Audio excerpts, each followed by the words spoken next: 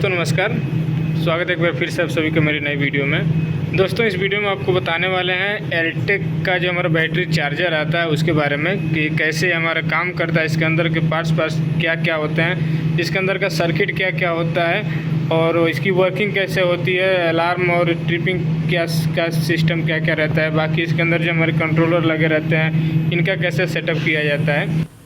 तो दोस्तों वीडियो को दिखाने से पहले आगे हम आपको एक बार थ्योरी समझा देते हैं ताकि आपको अच्छे से समझ में आए। हम आपको आगे के एक पार्ट्स और इसके सिस्टम के बारे में समझाएंगे। तो दोस्तों जैसा कि आपने इसमें आपने देखा कि इसमें दो सिस्टम है, दो चार्जर सिस्टम है। तो ये हमारे आपको उसको देख सकते हैं, हमारा SLD है, सिंगल लाइन डायग्राम। तो यहाँ पे चार्जर 1 दिखाया गया है, ये हमारा चार्जर 2 है और ये हमारा AC इनपुट पावर सप्लाई है जो कि हमारे स्विच के रिपीटर से आ रहा है। ये हम चार्जर 1 में, चार्जर 2 में भी, दोनों में वहीं से हमारे सेम पावर सप्लाई आ रहा है। और चार्जर 1 में भी देखिए हमारे FC यानी कि फ्लोट चार्जर और यहाँ पे BC है यानी कि बूस्ट चार्जर और नीचे N+1 लिखा है। N+1 का मतलब ये हो गया दोस्तों, इसकी जो क्वांटिटी है एक एक्स्ट्रा है, यानी कि फ्लोट चार्जर भी एक डबल है और बूस्ट चार्जर भी हमारा डबल है। चार्जर 2 में भी सेम हमारा चीज़ है, फ्लोट चार्जर और बूस्ट चार्जर। अब दोस्तों फ्लोट चार्जर और बूस्ट चार्जर का देखिएगा जो हमारा आउटपुट लाइन निकल रहा है, जैसे यहाँ का जो चार्जर 2 का जो आउटपुट लाइन निकला फ्लोट चार्जिंग का, इसको यहाँ से कनेक्ट करके जो पहले वाले का बूस्ट चार्जिंग है दोनों आपस में कनेक्ट हैं। दोनों आपस में कनेक्ट होने के बाद ही हमारा आउटपुट जा रहा है। तो यानी कि दोनों एक दूसरे के साथ में लिंक, अगर एक हमारा फेल होता है तो दूसरा उसका काम करेगा क्योंकि एक दूसरे के साथ कनेक्टेड है। और दोनों का देखिए चार्जर का दोनों का आउटपुट जो जा रहा है हमारा फ्लोट वाले का, फ्लोट चार्जर का जा रहा है हमारा DC-DB पे, जैसे जो कि हम आपको आगे दिखाएंगे DC-DB होता क्या है। DC-DB दोस्तों कि जो हमारा AC पावर सप्लाई DC में कन्वर्ट होकर जो हमारे डिस्ट्रीब्यूशन बोर्ड पे जा रहा है उसी को बोलते हैं DC-DB।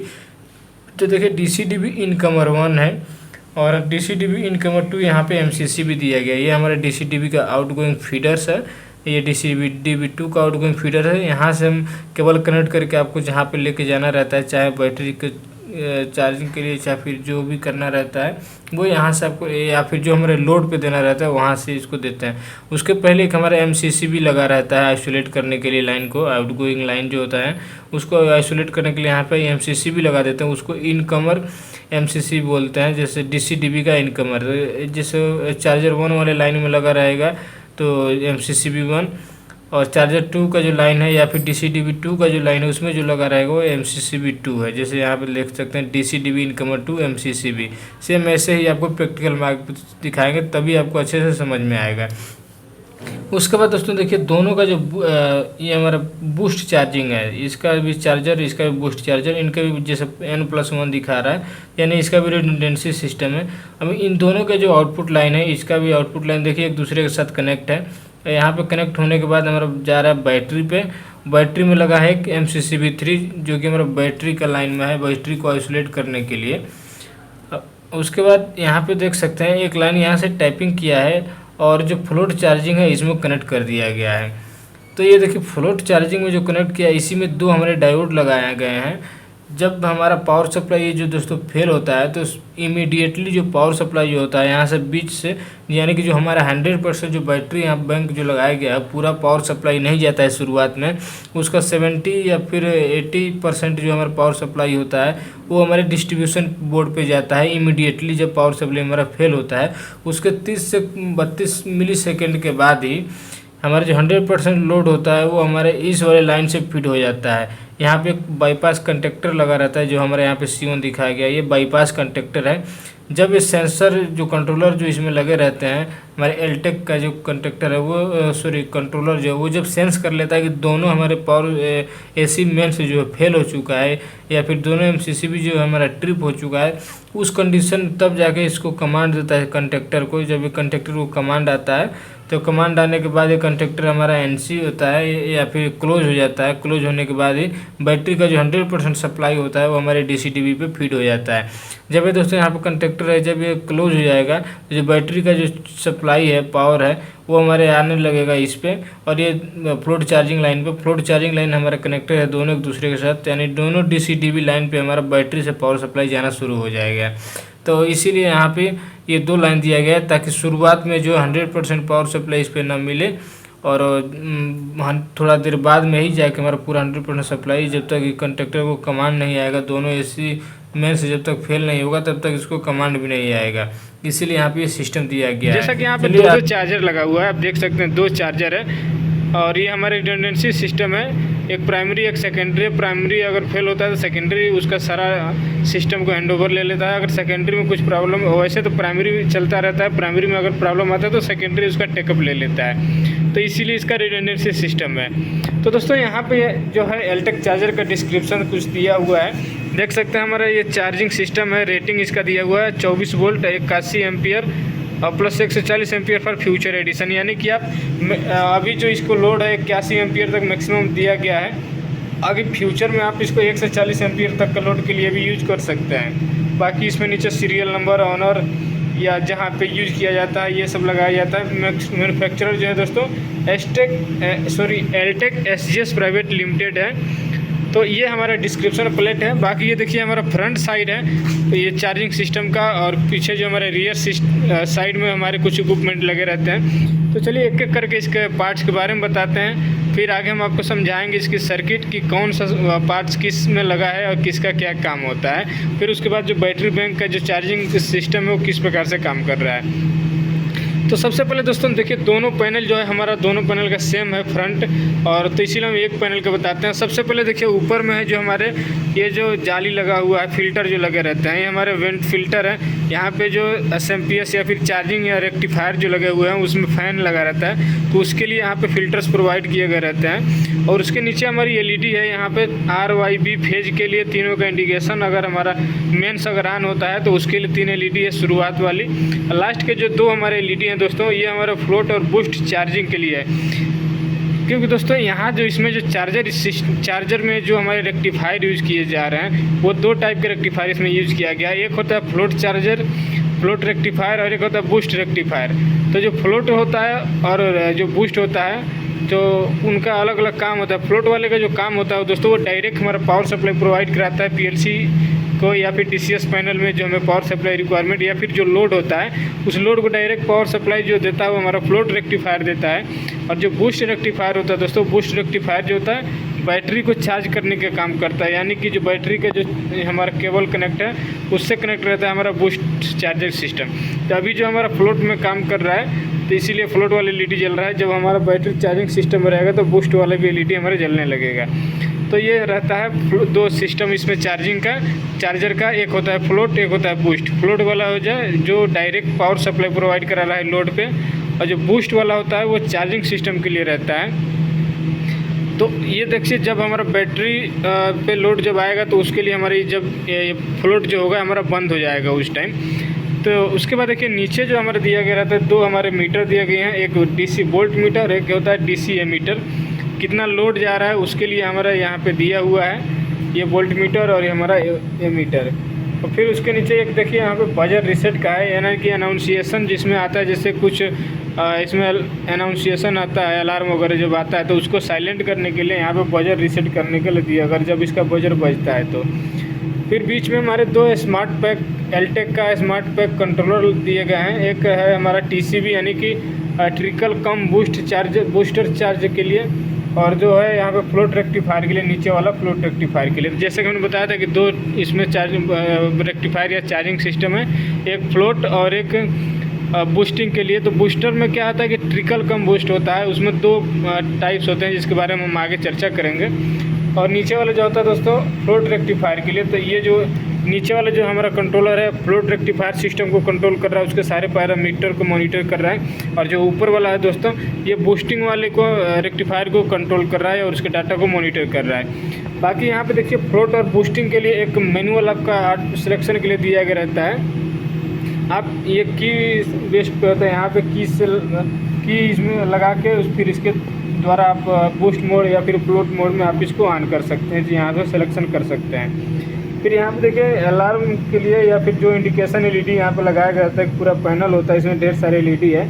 इसमें अलग अलग सबका कोड होता है, जैसे फीडर FDR लिखा हुआ है, FDR 1 से लेके यहाँ पे FDR 48 तक यहाँ पे दिया गया रहता है। और सबका अलग अलग कोड है, कोड कौन सा अलार्म है, कौन सा एलईडी किसके लिए जल रहा है, सबका एक अलग अलग कोड होता है।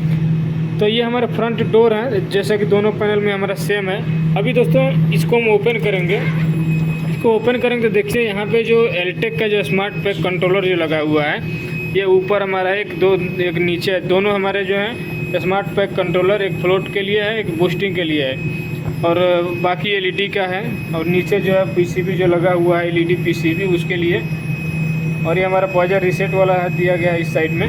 तो जितना भी हमारा कंट्रोलर होता है दोस्तों स्मार्ट पैक कंट्रोलर एलटेक का, ये जो कंट्रोलर होते हैं इस चार्जर सिस्टम के इंटरनल पैरामीटर जैसे कि over voltage, over current, temperature, इस सब को मॉनिटर करने के लिए हमारा लगाया जाता है। और यहाँ पे आप इसको सेटिंग को चेंज भी कर सकते हैं, या फिर जो इंटरलॉकिंग सिस्टम होता है उसके पैरामीटर को भी आप इससे चेंज कर सकते हैं। इसके बारे में हम एक अलग वीडियो बनाएंगे दोस्तों, इसके कंट्रोलर की सेटिंग के बारे में।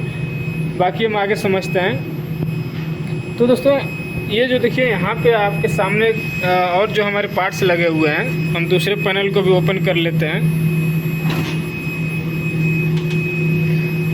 तो देखिए दूसरे पैनल में पैनल डोर जो है दोनों में हमारा सेम है, दोनों में दो कंट्रोलर और पीसीबी एलईडी पीसीबी लगा हुआ है, DC volt meter, DCA meter, और जो हमारे एलईडी हैं वो सारे लगे हुए हैं। बाकी हमारा देखिए पैनल जब ओपन करते हैं तो आपको यहाँ ढेर सारे इक्विपमेंट अपने को देखने को मिलेंगे। तो ऊपर का जो रैक आपको दिख रहा है, ये जो रैक हमारा रेक्टिफायर और एसएमपीएस का सेक्शन है, इसमें रेक्टिफायर और एसएमपीएस लगे हुए हैं, और बाकी जो भी हैं रेक्टिफायर जो है दोस्तों सबका यहाँ पे रिडंडेंसी सिस्टम दिया गया रहता है। एक अगर ख़राब होता है कि उसमें अगर फॉल्ट आता है तो दूसरा ऑटोमेटिक उसका पूरा काम करना शुरू कर देगा। तो ये देख सकते हैं, ये भी हमारा एलटेक कंपनी का ही है। ये फ्लैट पैक एलटेक का है, फ्लैट पैक निकल कैडमियम या 24 वोल्ट पावर सप्लाई के लिए यहाँ पे एसएमपीएस लगाया गया रहता है। एसएमपीएस और रेक्टिफायर से जो भी मॉड्यूल हैं हमारे सारे ऊपर वाली रैक में लगे रहते हैं। और यहाँ पे डोर स्विच प्रोवाइड किया गया रहता है, और डोर स्विच के थ्रू यहाँ पे देखिए लैंप का जो जगह दिया गया था, ये लैंप कंट्रोल किया जाता है। जैसे ही आप इसका डोर ओपन करेंगे तो यहाँ पे लैंप ऑन हो जाएगा पैनल के लिए, जो कि अभी लगा हुआ नहीं है।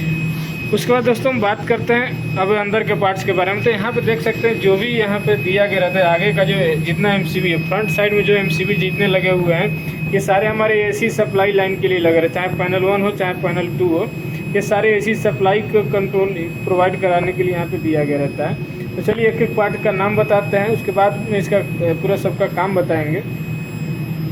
तो यहाँ पे देख सकते हैं सबसे पहले नीचे ये है ट्रांसफार्मर, ये ट्रांसफार्मर एक लगा हुआ है। ट्रांसफार्मर जो है ना स्टेप अप है ना स्टेप डाउन है।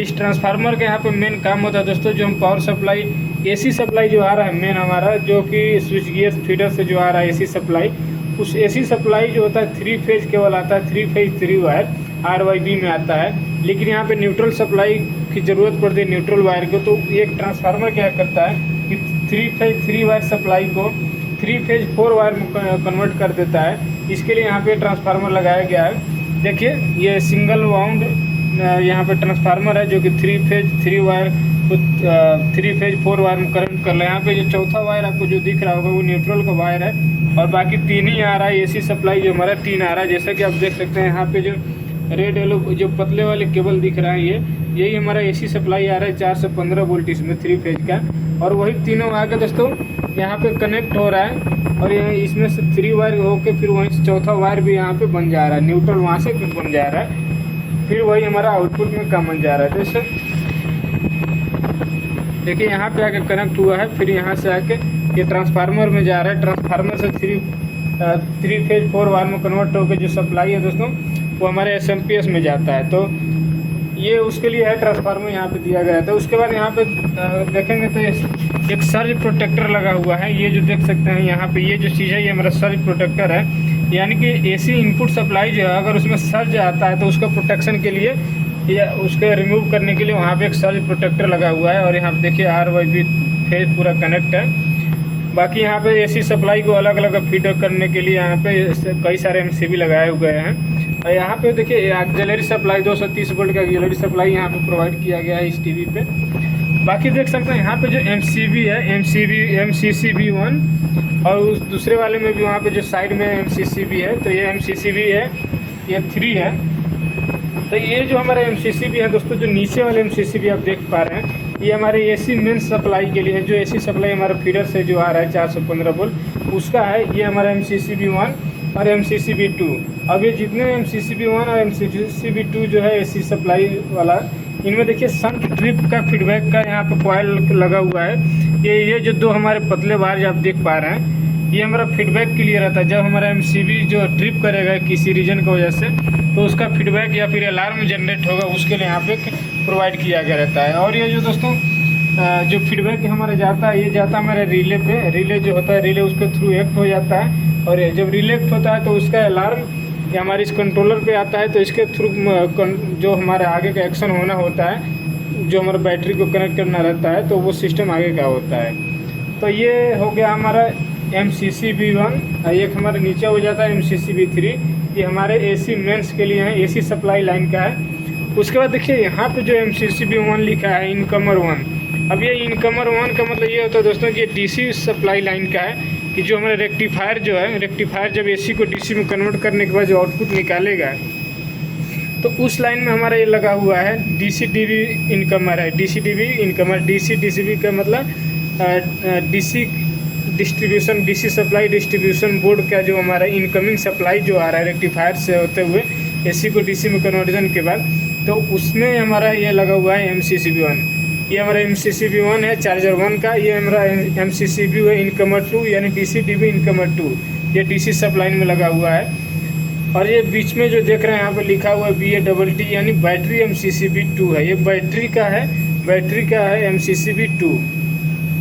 ये बैटरी वाली लाइन में लगा हुआ है। ये बैटरी की जो चार्जिंग सप्लाई जा रहा है, या फिर जो बैटरी से जो लोड आएगा, वो भी हमारा इसी MCCB के थ्रू होते हुए आएगा। तो बीच वाला जो MCCB है, ये हमारा दिया गया रहता है बैटरी के लिए। बाकी जो इनकमर 1 और इनकमर 2 का जो MCCB है, ये DC-DB इनकमर का है, बैटरी यानी DC सप्लाई वाला।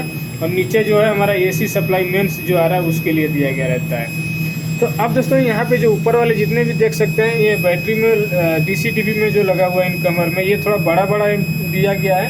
और ये जो AC वाली लाइन्स में जो दिया गया है, ये हमारा छोटा छोटा है। तो जो हमारे यहाँ पे दिए गए सारे 200 एम्पियर के हमारे MCCB लगा हुआ है। और नीचे जो दिया गया है, देखिए ये 30 एम्पियर का है। ये ज़्यादा रेटिंग का नहीं है, 30 एम्पियर का लगाया गया है। इसके बाद दोस्तों जो हमारे ऊपर रेक्टिफायर SMPS सिस्टम जो दिए गए रहते हैं, इन्हीं के साथ में हमारे एक अटैच रहता है दोस्तों बाईपास कंडक्टर, जिसको हम C1 बोलते हैं, कंडक्टर 1। एक कंडक्टर इसमें प्रोवाइड किया जाता है दोस्तों। वो कंडक्टर जो है, वही कंडक्टर जब तक ऑन नहीं होगा, तब तक बैटरी का जो सप्लाई होता है वो लोड पे प्रोवाइड नहीं होता है। तो उसके लिए कंडक्टर दिया गया रहता है।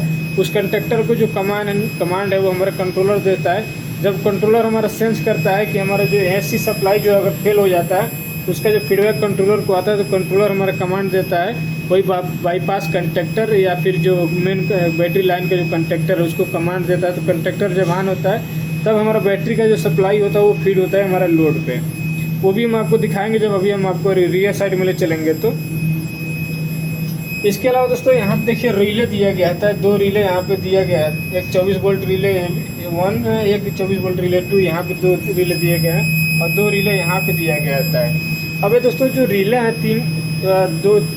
एक रिले जो है यहाँ पे MCCB1 के लिए है, दूसरा रिले जो है हमारा MCCB2 का है। और एक जो रिले होता है दोस्तों, जो हमारा बाईपास कंडक्टर जो है, उसका फीडबैक के लिए, मॉनिटरिंग के लिए, फिजिकल कंडीशन के लिए कि वो कंडक्टर ऑन है या फिर ऑफ है, यानी ओपन है या फिर क्लोज है, उसका फीडबैक हमारा देता रहेगा कंट्रोलर के। इसके लिए हमारे यहाँ पे रिले यूज किए गए हैं। अब दोस्तों उसके अलावा देखिए ये जो हमारे यहाँ पे PCB 998RG2 जो भी हमारे PCB बोर्ड लगा रहता है, ये जो PCB बोर्ड है दोस्तों, ये कंट्रोलर से हमारे जुड़ा रहता है केबल्स के थ्रू। तो जो इंटरनल जो भी पैरामीटर है इस चार्जर का, उसका जो कम्युनिकेशन है कंट्रोलर के साथ, इसके लिए यहाँ पे PCB लगाया गया था। और सारे केबल आके यहाँ पे कनेक्ट होते हैं, और उसके बाद यहाँ पे देखिए कंट्रोलर के साथ पूरा डाटा कम्युनिकेशन कराने के लिए जो PCB यहाँ पे यूज किया गया है। उसके बाद यहाँ पे देखिए ट्रांसड्यूसर का भी यूज किया गया है। ये जो हमारे 2 ट्रांसड्यूसर है यहाँ पे, वोल्टेज और करंट ट्रांसड्यूसर, इसमें 2 लगे हुए हैं और इस वाले में 3 लगे हुए हैं। इसमें एक एक्स्ट्रा है दोस्तों, बैटरी वाला लाइन के लिए एक हमारा एक्स्ट्रा दिया गया रहता है। तो जो हमारे इसमें 2 दिए गए रहते हैं दोस्तों, तो एक होता है फ्लोट रेक्टिफायर के लिए। फ्लोट रेक्टिफायर में कितना वोल्टेज और करंट आ रहा है, उसका एक ट्रांसड्यूसर लगाया रहता है। और जो दूसरा ट्रांसड्यूसर होता है दोस्तों, वो हमारा होता है डीसी टीवी के लिए, यानी कि डीसी टीवी में कितना वोल्टेज और करंट आ रहा है उसके लिए यहाँ पे दिया गया रहता है। एक डीसी टीवी के लिए रहता है और एक रेक्टिफायर के लिए रहता है। जैसा कि आप देख सकते हैं यहाँ पे लिखा हुआ भी है ट्रांसड्यूसर के पीछे डीसी टीवी सीटीडी या बीटीडी, और उसके बाद यहाँ पे दूसरा वाला में रेक्टिफायर का सीटीडी या बीटीडी, यानी सीटीडी मतलब करंट ट्रांसड्यूसर, बीटीडी मतलब वोल्टेज ट्रांसड्यूसर। ये दोनों है, यहाँ पे दोनों का इनपुट ऑफ वोल्टेज भी दिया जाता है, करंट भी दिया जाता है, और दोनों का 2 आउटपुट निकलता है। इसमें आउटपुट में 4 to 20 मिली एम्पियर इसका आउटपुट आता है। तो दोस्तों अगर इसका भी अगर आपको कॉन्फ़िगरेशन चाहिए कि टर्मिनेशन डिटेल्स आपको चाहिए तो आप कमेंट कीजिएगा, हम इसके लिए भी एक अलग से वीडियो बना देंगे। जो हमारा यहाँ पे देखिए रिस्ड्यूसर TV808 इसका मॉडल नंबर है, जो कि हमारा ट्रांसड्यूसर मॉड्यूल जो है। इसमें देखिए 2 इनपुट इसका जो इनपुट है दोस्तों 0 से 40 वोल्ट इनपुट है, सप्लाई है। बाकी जो करंट और वोल्टेज का इसमें कनेक्शन दिया गया रहता है, और आउटपुट जो होता है 2 आउटपुट इसके आते हैं, 4 to 20 मिली एम्पियर वोल्टेज का भी और करंट का भी। तो इसका जो आउटपुट है दोस्तों वो डायरेक्टली आके हमारे कंट्रोलर से कनेक्ट हो जाता है। और उसके बाद जो हमारे जैसे वोल्टेज या फिर करंट का जो केबल दोस्तों या फिर वायर जो हमारे ट्रांसड्यूसर पे आता है, सेम वहीं से वायर कनेक्ट करके हमारे यहाँ पे देखिए वोल्ट मीटर या फिर जो एमीटर जो है उस पर भी आता है। जैसे यहाँ से देखिए, ये देखिए ये एमीटर के लिए यहाँ पे वायर उठाया हुआ है। सेम इसी तरीके से इसमें भी देखिए एमीटर के लिए वायर उठाया हुआ है, और यहाँ से वोल्ट मीटर के लिए वायर उठाया हुआ है। तो इसी तरीके से सारे केबल या वायर जो है वहाँ से कनेक्ट किए जाते हैं ट्रांसड्यूसर पे और वोल्ट मीटर और एमीटर पे। तो ये हमारे फ्रंट साइड के इंस्ट्रूमेंट हैं दोस्तों। ऊपर का जो सिस्टम था रेक्टिफायर एसएमपीएस सिस्टम, और यहाँ पे एक चीज़ और इसमें प्रोवाइड किया जाता है दोस्तों, जो पैनल जो है, पैनल के अंदर का जो टेम्परेचर है उसको मेंटेन करने के लिए यहाँ पे प्रोवाइड किया गया रहता है दोस्तों स्पेस हीटर और थर्मोस्टेट। तो स्पेस हीटर जो है, स्पेस हीटर को गर्म रखने के लिए, ऑटोमेटिक कंट्रोल करने के लिए थर्मोस्टेट का यूज़ किया गया है दोनों पैनल में। जैसा कि देख सकते हैं थर्मोस्टेट है, और थर्मोस्टेट, और यहाँ पे नीचे में यहाँ पे स्पेस हीटर लगा हुआ है। ये जो है स्पेस हीटर एसी सप्लाई से चल रहा है। इसी स्पेस हीटर को कंट्रोल करने के लिए यहाँ पे लगाया गया थर्मोस्टेट। यहाँ पे टेम्परेचर सेट है, उस सेट पॉइंट पे ऑटोमेटिक स्पेस हीटर को ऑन और ऑफ करता रहता है। और उसके लिए यहाँ पे एक सेंसर, टेम्परेचर सेंसर प्रोवाइड किया गया रहता है, जो कि हमारे बैक साइड में लगा हुआ है उस साइड में। तो उस जो उसको सेंस करता है टेम्परेचर, इस पैनल के अंदर का टेम्परेचर, और सेट पॉइंट पे जैसे टेम्परेचर आता है तो थर्मोस्टेट जो है उसका कंटेक्ट चेंज होता है। कंटेक्ट चेंज होने पे जो स्पेस हीटर का जो पावर सप्लाई है वो हमारा कंट्रोल होता है उसके थ्रू।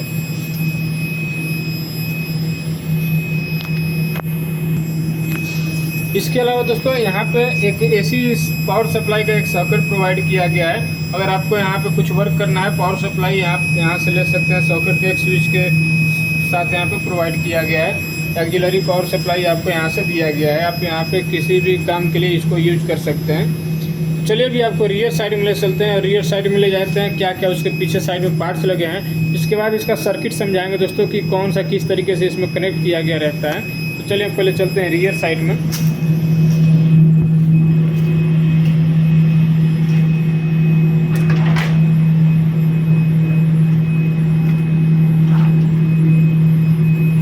तो दोस्तों आप जैसा कि देख रहे हैं ये हमारा रियर साइड है, चार्जर का रियर साइड। तो रियर साइड में हमारे केबल्स आपको देखने को मिल जा रहा है, जो कि आपको बहुत सारा कंफ्यूज कर सकता है। तो यहाँ पे देखिए जो भी हमारे मोटे मोटे जो आपको केबल दिख रहे हैं ब्लैक कलर के, ये हमारे बैटरी के केबल हैं। बैटरी के चार्जिंग केबल, या फिर जो हमारे डिस्चार्जिंग बैटरी पे जो लोड आए करंट लेंगे उसके लिए जो भी केबल कनेक्ट किया गया मोटा मोटा, ये हमारा बैटरी का केबल है। अब दोस्तों यहाँ पर बैटरी का जो कनेक्शन किया गया है इसमें 2 मेथड से कनेक्ट किया गया है। एक है हमारा 100% और एक है टैप सेल। टैप सेल का मतलब दोस्तों कि बीच में ही कनेक्शन कर दिया गया लोड के लिए। उसमें ये देखिए बीच में यहाँ पे डायोड भी लगा हुआ है। इसी डायोड जो है ये बैटरी बैंक के बीच में कनेक्शन जो किया है उसका जो सप्लाई जो है लोड जो है यहाँ पे डायोड के थ्रू जाता है हमारे डीसी टीवी पे। तो इसको डीसी टीवी बोलते हैं, यानी कि जो आपको ये बस बार डिस्ट्रीब्यूशन जो बोर्ड दिख रहा है इसी को बोलते हैं डीसी टीवी। यानी कि डीसी सप्लाई यहाँ पे कनेक्ट है, फिर यहाँ से डिस्ट्रीब्यूशन हो रहा है, जहाँ पे आपको रिक्वायरमेंट है वहाँ से आप ले सकते हैं यहाँ पे। तो देखिए बैटरी का केबल है, बैटरी का केबल यहाँ पे आके कनेक्ट हो रहा है, पॉजिटिव में पॉजिटिव, निगेटिव वाले में निगेटिव, फिर यहाँ से डिस्ट्रीब्यूट हो रहा है, जहाँ पे आपको लेना है आप ले सकते हैं। तो जैसा कि आपका यहाँ से डिस्ट्रीब्यूशन देखिए, सबसे पहले एसी सप्लाई जो है ये RYB आ रहा है। एसी सप्लाई का 2 आ रहा है, एक हमारा प्राइमरी एक सेकेंडरी, इनकमर 1 इनपुट 1 और इनपुट 2 इनपुट आ रहा है, ताकि एक अगर फेल हो तो दूसरा हमारा काम करे। तो ये हमारा एसी सप्लाई का हो गया। फिर हमारे डीसी में देखिए ये मोटे मोटे जो केबल हम बैटरी को जा रहा है, उसके बाद यहाँ से जो लोड दिया जा रहा है हमारे DCS पैनल में, तो DCS पैनल के भी केबल हमारे इसी में से गए हुए हैं। यहाँ से डायरेक्ट जो 24 वोल्ट या फिर जो 29 वोल्ट हमें जितना लेना रहता है वो डायरेक्ट हम यहाँ से केबल से फीडर में ले लेते हैं। वैसे अधिकतर क्या होता है दोस्तों कि जो हमारे PLC पैनल वगैरह होते हैं तो उनमें भी हमारे SMPS प्रोवाइड किए गए रहते हैं, लेकिन ये जो हमारा DCS है इसमें SMPS नहीं है। तो SMPS सिस्टम जो है स्पेशली हमारा इसी में दे दिया गया है। देख सकते हैं ऊपर का जो सिस्टम है रेक्टिफायर और SMPS, और ये जो हमारे बीच में देख पा रहे होंगे यही हमारा बाईपास कंडक्टर दोस्तों। ये बाईपास कंडक्टर के थ्रू ही इसको कंट्रोल किया जाता है। जो हमारा सप्लाई है, यानी कि अगर AC सप्लाई हमारा फेल होता है तो जो बैटरी जो पावर सप्लाई लोड पर प्रोवाइड कराएगा वो हमारा इसी बाईपास कंडक्टर के थ्रू ही आता है। ये जब तक ये ऑन नहीं होगा यानी क्लोज नहीं होगा तब तक पावर सप्लाई जो है प्रोवाइड नहीं होगा। तो जैसे ही हमारा कंडक्टर AC वाला जो अगर हमारा MCC भी अगर ट्रिप होता है तो ट्रिप का उसका जो अलार्म है या फिर जो फीडबैक कंट्रोलर पे जाता है, तो कंट्रोलर का जो एक कमांड आता है, कमांड आएगा इस पर और ये हमारा कंडक्टर ऑन हो जाएगा, यानी कि क्लोज हो जाएगा तो DC जो सप्लाई हमारा बैटरी वाला कनेक्ट हो जाएगा और फिर वो हमारा DC-DB1 DC-DB2 पे हमारा सप्लाई जो है फीड हो जाएगा। फिर यहाँ से जो हमारा लोड है वो नॉर्मली चलता रहेगा, कोई डिस्टर्बेंस नहीं होगा।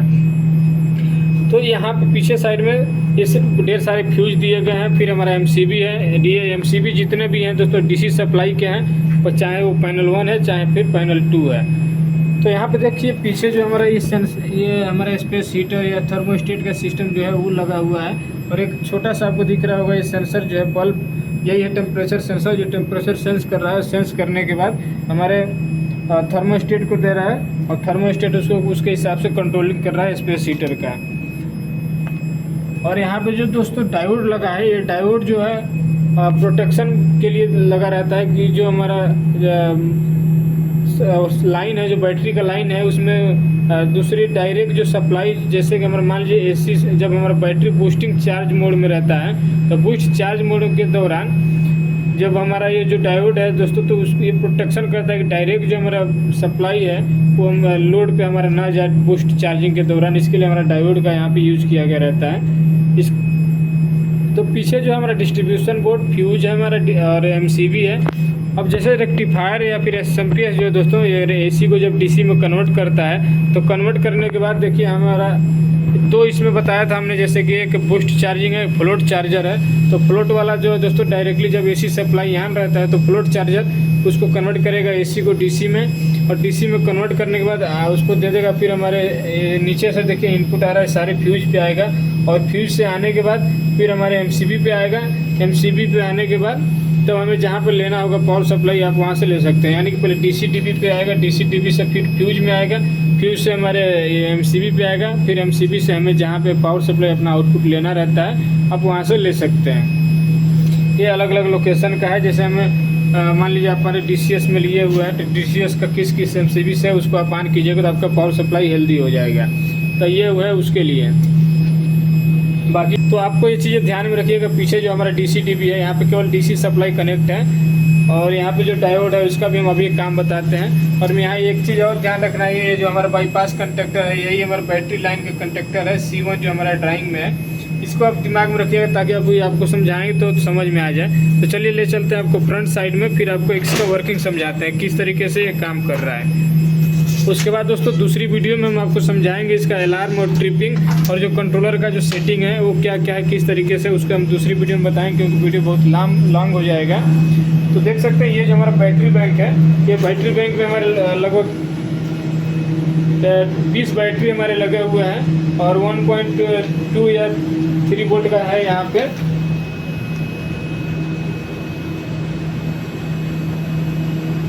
1.2 वोल्ट पर सेल है इसका दोस्तों रेटिंग। और इसका जो चार्जिंग वोल्टेज है 1.4 से इसका जब हमारा ट्रिकल मोड में चार्ज होता है तो 1.4 वोल्ट से इसको चार्ज किया जाता है। जब बूस्टिंग मोड में होता है तो पर सेल 1.7 वोल्ट से चार्ज हो रहा होता है। तो देखिए केबल जो है हमारा चार्जर से केबल आया हुआ है, चार्जर आके कनेक्ट होता है। और यहाँ पे देख सकते हैं एक चीज़, यहाँ पे जो केबल जो है दोस्तों बीच में ही कनेक्ट किया गया है। जबकि केबल जो है हमारा लास्ट में कनेक्ट होता है टर्मिनल से, जो हमारा लोड या फिर चार्जिंग का है, लेकिन एक केबल जो है यहाँ से बीच में कनेक्ट किया गया है। इसी को बोलते हैं टैप सेल, इसी को टैप सेल है, बीच में इसको कनेक्ट कर दिया गया है। इसका क्या काम है इसको हम आगे बताएंगे। जो हमने डायोड दिखाया था वो डायोड जो है दोस्तों इसी केबल के लाइन में कनेक्ट है। जो केबल कनेक्ट होकर वहाँ पे चार्जर में जा रहा है वो पहले जाके डायोड में कनेक्ट हो रहा है, फिर उसका आउटपुट जो है वो हमारे लोड पे जा रहा है। चलते हैं फ्रंट साइड में फिर आपको समझाते हैं। तो यहाँ पे दोस्तों फ्रंट साइड में आपको एक एक चीज़ समझ में आ गया। अब इसका वर्किंग देखिए। पहले क्या है कि एसी सप्लाई हमारा नॉर्मली आता है, एसी सप्लाई 3 फेज हमारा 415 वोल्ट आ रहा है। और वो आता कहाँ है, सबसे पहले हमारा आएगा यहाँ पे MCCB1 में। ये MCCB1 जो है एसी सप्लाई का, इसको ऑन किएंगे। जब इसको ऑन करेंगे दोस्तों तो इसका इनपुट जो है, इसका आउटपुट आएगा हमारा ये ट्रांसफार्मर में। ट्रांसफार्मर में क्यों आएगा, ट्रांसफार्मर जो है इसको 3 फेज 3 वायर को 4 वायर में कन्वर्ट करेगा। 3 फेज 4 वायर सप्लाई, यानी कि एक न्यूट्रल बना देगा उसके साथ में। फिर उसका जो आउटपुट आएगा दोस्तों, ये देखिए यहाँ से जो आउटपुट का केबल निकलेगा वो डायरेक्टली पहुँचेगा कहाँ, हमारे रेक्टिफायर सेक्शन में, रेक्टिफायर और SMPS में। तो रेक्टिफायर जो है, रेक्टिफायर उसको AC से DC में कन्वर्ट करेगा। और SMPS जो है दोस्तों उसको स्विचिंग कराएगा, पावर सप्लाई को फ्लक्चुएशन होने से कंट्रोल करेगा और फिक्स एक आउटपुट हमारा प्रोवाइड कराएगा। फिर जो दोस्तों उसका जो आउटपुट आता है वो हमारे आता है यहाँ से, देखिए निकल के आएगा DC-DB, जो पीछे मैंने फीडर दिखाया था DC-DB फीडर पे। उसके पहले एक लगा रहता है इनकमर MCCB, ये हमारा DC-DB इनकमर है। इनकमर का मतलब दोस्तों जो हमारा सप्लाई इन हो रहा है, इन कमिंग आ रहा है, DC-DB पे जो इनकमिंग हो रहा है उसी को बोलते हैं इनकमर। तो इनकमर में हमारा लगा दिया जाता है एक MCCB, उसको आइसोलेट करने के लिए लाइन को। तो ये DC लाइन है, DC-DB के बीच में यहाँ पे लगा दिया गया है MCCB। तो ये हमारा हो गया इनकमर 1 का सेम टू सेम इसी जैसा यहाँ पे लगा दिया जाता है MCCB2, जो कि ये रेक्टिफायर से जो हमारा आउटपुट चार्ज निकल रहा है चार्जिंग सिस्टम से। अब इसके बाद जो हमारा सप्लाई जो जाएगा दोस्तों यहाँ पे चला जाएगा DC-DB पे। अब DC-DB पे चला जाएगा, फिर यहाँ से वोल्टेज और करंट मॉनिटर करने के लिए यहाँ से देखिए कनेक्शन जो लिया गया है वो ले लेते हैं, जो भी हमें पैरामीटर लेना रहता है। फिर DC-DB पे जब चला जाएगा तो DC-DB से हमारे 2 नीचे निकलेगा। एक तो निकल जाएगा दोस्तों जो हमारे डायरेक्ट लोड पे जाएगा, और दूसरा का निकल के जाएगा जो हमारे बैटरी को चार्ज करने के लिए केबल जाएगा। तो लोड वाला केबल जो है दोस्तों यहाँ से देखिए जो ढेर सारे जो केबल है, इसमें लोड वाला जो केबल है इस हमारे TCS में यहाँ पे नीचे आके कनेक्ट कर दिया जाता है। और जो चार्जिंग केबल है वो हमारा चार्जिंग केबल बैटरी वाले से जाता है। जैसे हमारा बैटरी MCCB है तो यहाँ से जो कि यहाँ से कनेक्ट कर दिया गया है, इसी में से टाइपिंग लेके इसको कनेक्ट किया गया है। ये दोनों दोस्तों एक दूसरे के साथ इंटरलॉक रहता है, अगर कोई एक फेल होगा तो दूसरा तुरंत सर्विस में आ जाएगा। तो इसीलिए देखिए बैटरी वाला ये MCCB एक लगा है, बाकी जो DC-DB इनकमर जो है उसके दोनों का अलग अलग लगा है, क्योंकि ये दोनों एक दूसरे के साथ इंटरलिंक है। जैसे यहाँ से ऊपर से जाके एक दूसरे के साथ एक कनेक्ट है, अगर एक फेल होगा तो दूसरा अपने आप उसका पूरा लोड ले लेगा अपने में। तो ये बैटरी वाला है, बैटरी का चार्जिंग और डिस्चार्जिंग दोनों इसी लाइन से है। चार्जिंग का मतलब जब ये चार्ज हो रहा होगा तो भी उसके लिए है, उसका बैटरी को आइसोलेट करने के लिए या फिर लाइन में लेने के लिए यहाँ पे एक MCCB लगाया गया है। तो इस लाइन से जो है फ्लोट वाला जो रेक्टिफायर है वो फ्लोट रेक्टिफायर इस बैटरी वाले के रास्ते हमारा जो फ्लोट रेक्टिफायर है वो डायरेक्ट पावर सप्लाई फीड करेगा। दोनों पैनल में हमारे फ्लोट और बूस्ट रेक्टिफायर लगे रहते हैं। तो जो फ्लोट रेक्टिफायर है इस MCCB के थ्रू ये DC-DB को पावर प्रोवाइड कराएगा।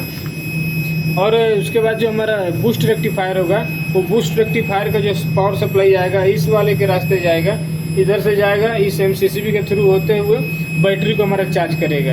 अब बैटरी दोस्तों नॉर्मली चार्ज होकर फुल रहेगा। अब क्या होगा दोस्तों कि मान लीजिए कि हमारा AC सप्लाई अगर फेल हो जाता है, कोई भी एक अगर फेल हो जाता है, जैसे कि 2 आता है प्राइमरी और सेकेंडरी, इनपुट 1 या फिर इनपुट 2, 2 हमारे इनपुट आए हुए हैं जैसा कि यहाँ पे देख सकते हैं। अगर उसमें से एक AC इनपुट फेल होता है तो दूसरा इनपुट जो है हमारा काम करेगा, पूरे चार्जर में दोनों में कनेक्ट रहता है इंटरनली, कोई इसमें दिक्कत नहीं होगा। इसके अलावा दोस्तों मान लीजिए ये जो चार्जिंग सिस्टम है, 2 चार्जर, अगर एक चार्जर हमारा फेल होता है तो दूसरा चार्जर फिर उसका काम ले लेगा, कोई डिस्टर्बेंस नहीं आएगा। तो उसके बाद जो रेक्टिफायर सिस्टम है उसमें भी हमारे इसमें रिटेंडेंसी थी कि एक रेक्टिफायर फेल होता है तो दूसरा रेक्टिफायर उसका काम ले लेगा। और सब में देखिए यहाँ पे एलईडी सिस्टम दिए गए रहते हैं, सब में एक अलग अलग फंक्शन है सबका। इसका भी कम्युनिकेशन आप कंप्यूटर के थ्रू करा सकते हैं। स्मार्ट नोड जो इसमें दिया गया रहता है, ऊपर का जो रेक्टिफायर और यहाँ पे स्मार्ट नोड जो मॉड्यूल्स इसके दिए गए रहते हैं इसके मॉनिटरिंग के लिए, तो इसका भी लैपटॉप या फिर कंप्यूटर से इसको भी आप मॉनिटर कर सकते हैं। तो अब जैसे दोस्तों मान लीजिए कि पावर एक फेल हो गया तब तो कोई डिस्टर्बेंस नहीं। अगर दोनों एसी सप्लाई अगर फेल हो जाता है तो एसी सप्लाई अगर फेल हो जाएगा तो उस दौरान तो हमारे पीएलसी या डीसीएस को डिस्टर्बेंस आने लगेगा। लेकिन इससे बचाने के लिए क्या होगा कि जैसे हमारे यहाँ पे मान लीजिए जब पावर सप्लाई फेल होगा तो यहाँ पे फेल होने के बाद ये जो इसका फीडबैक जाएगा इसको सेंस कर लेगा। हमारे जो कंट्रोलर है पावर सप्लाई जब फेल होगा तो उसको सेंस करेगा। जब शंट को उसको जो शंट ट्रिप या फिर ऐसे भी फेल अगर कुछ और दिक्कत आता है जैसे उसको सेंस करेगा तो कंट्रोलर जो है कमांड दे देगा तुरंत हमारे किसको, बाईपास कंडक्टर को। जब यहाँ पे बीच में जो हमने बताया था कि यहाँ पे लगा हुआ है एक, देखिए यहाँ पे एक जो लगा हुआ है यही है हमारा बाईपास कंडक्टर। इस कंडक्टर को कमांड जाएगा तो ये कंडक्टर हमारा ऑन हो जाएगा। लेकिन दोस्तों इस कंडक्टर को कमांड जाने से पहले कुछ सेकंड के लिए, जैसे मान लीजिए हमारा दोनों पावर सप्लाई फेल होता है तो 20 से 30 मिली सेकेंड के लिए जो हमारा पावर सप्लाई जो बैटरी का जो पावर सप्लाई है वो हमारा बीच में से जो बैटरी कनेक्ट किया गया था वहाँ से पावर सप्लाई लोड को ट्रांसफ़र होगा और वो होगा हमारा डायोड के थ्रू।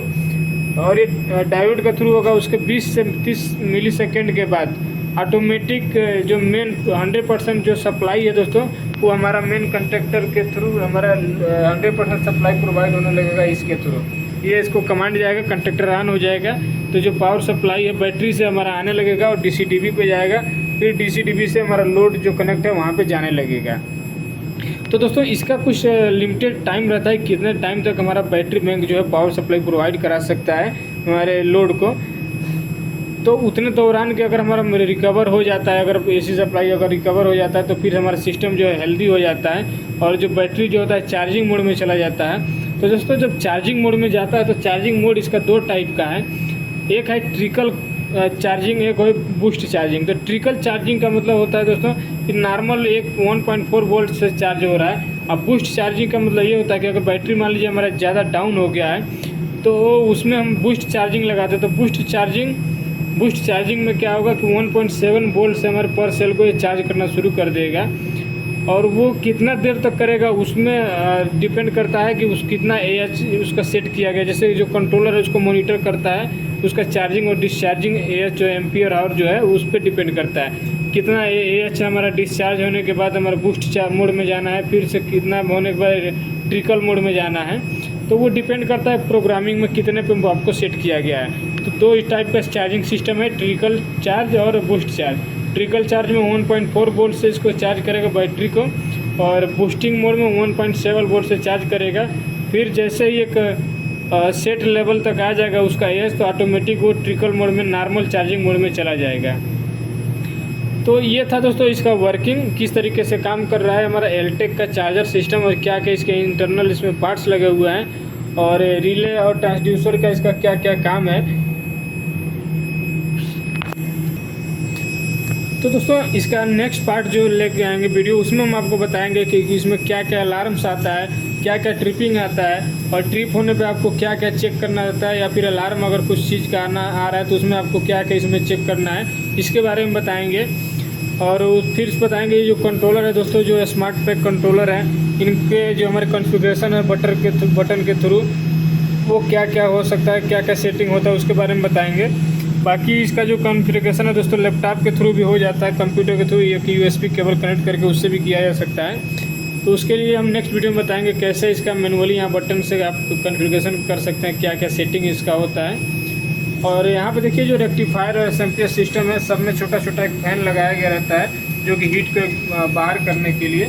तो ये भी स्मार्ट टाइप का ही है दोस्तों, ये कम्युनिकेशन कर सकते हैं इसका लैपटॉप या फिर PC के साथ। ये हमारे स्मार्ट नोड टाइप का है, एलटेक कंपनी का ये भी है, एलटेक कंपनी का हमारे यहाँ पे कंट्रोलर भी है। तो इसमें हमारे रेक्टिफायर्स मॉड्यूल लगे हुए हैं और ये मॉड्यूल का काम है कम्युनिकेशन कराना। जो भी हमारे पैरामीटर हैं जो रेक्टिफायर के, उसके पैरामीटर को सेट करने के लिए, चेंज करने के लिए यहाँ पे दिया गया है स्मार्ट नोड हमारा मॉड्यूल दिया गया हुआ है। तो दोस्तों अगर वीडियो आपको अच्छी लगी तो वीडियो को लाइक कीजिएगा। अगर आप मेरे चैनल पर नए हैं तो चैनल को सब्सक्राइब कीजिएगा, क्योंकि दोस्तों इसी तरीके के हम वीडियो आपके लिए अच्छे वीडियो लाते रहेंगे ताकि आपको काम करने में कोई दिक्कत ना हो और एक एक चीज़ आपको समझने में आसानी हो। तो दोस्तों अगर आपको कहीं भी कोई भी इसमें डाउट है तो आप हमें कमेंट जरूर कीजिएगा, आपके लिए एक सेपरेट वीडियो लेके आएंगे। तो चलिए दोस्तों मिलेंगे नेक्स्ट वीडियो में, इसके अगले पार्ट में। उसमें हम आपको समझाएंगे इसके सारे जो अलार्म से ट्रिपिंग और जो कंट्रोलर के जो सेटअप है उसके बारे में।